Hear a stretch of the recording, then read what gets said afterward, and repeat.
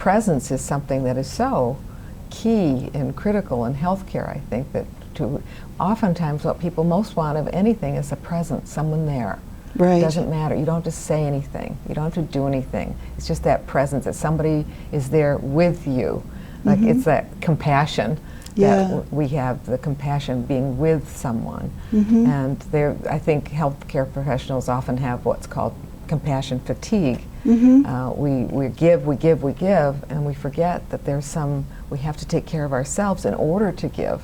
I love to think of that as a sort of a cycle, that we go inner, do our inner work, we practice our spiritual practices, or silence, or meditation, whatever it happens to be. And that compels us to go out and do the outer work and go into action. And when we're in action, after a while, we're compelled to go back in and do the inner work. And I see that as this wonderful cycle that really works when we know about it and when we practice it. I find that for not just healthcare professionals, but almost any of us in the listening, helping professions, we often forget to listen to ourselves. Yes, one of the things that I've discovered over these years when I've been doing this work on listening is that people think often of speaking and how can I make a difference by what I say? Yeah. And forgetting about that the most important aspect of communication really is the listening part. And it's kind of become a lost art. We've forgotten to think about that other half of communication, the listening part. And it is so important, whether it's listening to other people or listening to yourself or listening to your divine guidance, whatever that happens to be. Yeah.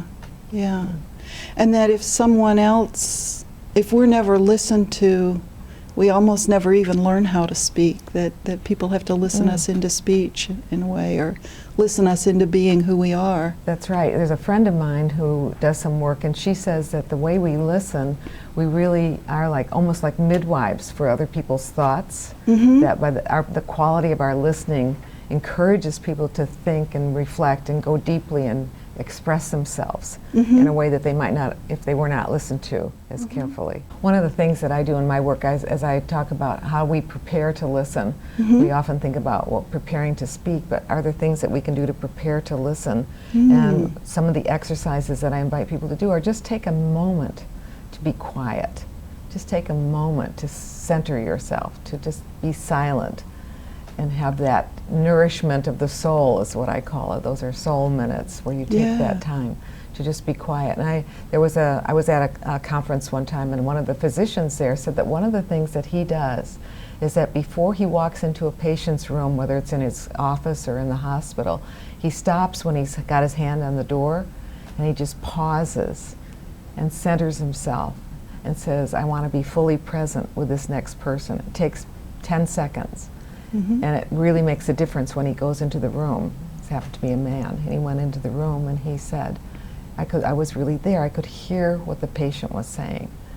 Wow, what a concept. Wouldn't that be great if every doctor did it? Yeah, and nurses too, and anybody in the helping professions could just take that. It doesn't take that long. It's just that we forget that that's what could ground us, and that's what could be the foundation. The foundation of our work comes from a centered, grounded, spiritual place, in my vocabulary. Yeah. And I think the thing that so many of us forget is that if we don't do the self-care, we aren't any good for the people that we're trying to care for. That our culture has almost made it a virtue to not care for ourselves, to pour it all out for someone else. And we forget that if we don't do that inner work and that self-care, what we're pouring out may not be good for the other person. Yes, it's not as clear. It's not as there's not as much openness, I think, and awareness, and being present with that other person. Yeah, it's so important to take that time. I mean, we hear about it a lot of burnout. And how people get burned out because they don't take that time. And what are some of the things that you have found work in self-care? What kind of tips could you give to somebody to have self-care, to do self-care? To me, the biggest thing is to notice when you need it, and we invite people to look at. I always tell the story that I can tell that I'm falling down on my self-care and I need it when I start disliking people around me or getting irritated with people around me. And when I was younger, I used to think, what's wrong with that irritating person? And now I know it's like they only irritate me when I'm not taking care of myself. I'm exhausted. I'm irritable. It's my irritation. And so things to begin to listen to myself around my own irritability or exhaustion or lack of engagement, those kind of things. And I think self-care is very individual. We invite people to make their own self-care plan. What nurtures me might drive somebody else crazy. And I get frustrated with the people who teach self-care and say, well, you should do this and you should do this. And I think about it, I guess, more empirically, that we all need to pay enough attention, listen closely enough to ourselves that we begin to notice what restores us. For me, being out in nature is probably the most restorative thing. That's true for a lot of people, I think. And so if I notice that when I'm really tense and irritable and I go outside and a bird flies up and sings and I tune into that and I notice that that makes my body relax and it renews my spirit, then I kind of put that on my mental list of, all right, here's a quick break I can take. And self-care doesn't have to be take a cruise. It can be a 3-minute step outside and look for the bird. Well, I think that's what this doctor was saying when he said he pauses. It doesn't take that long.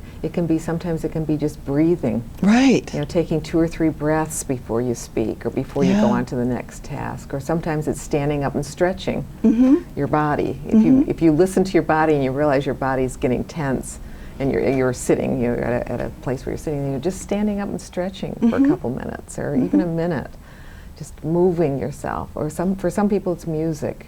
If they can just listen to 1 minute of music, it calms them down. But I think the key to this, it seems to me, is what you're saying and what I'm saying too, is we have to listen to ourselves to know that it's time to do those things. Right. Because it's so easy to get in that treadmill of where you just keep moving.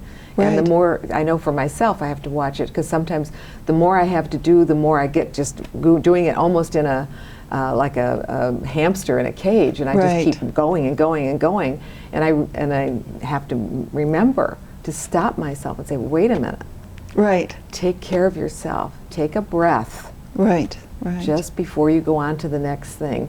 And when I do that, I find I'm really more effective at whatever the next thing is, because I've stopped. Right. And I've said, okay. And then I do what's here in front of me, and then I go on to the next, and to the next. I don't have, if I start thinking about everything I have to do, then I get that get overwhelmed. Yeah. And just don't get that fatigue. Right. Listening is such a crucial aspect of all conversation, of all communication, that we really, that there's this yearning, this hunger to be listened to. Because one of the things that people say to me all the time is, when they find out what I do, is they say, oh, that's wonderful, we could all learn how to listen better. Would you talk to my brother, my sister, my husband, my spouse, my boss?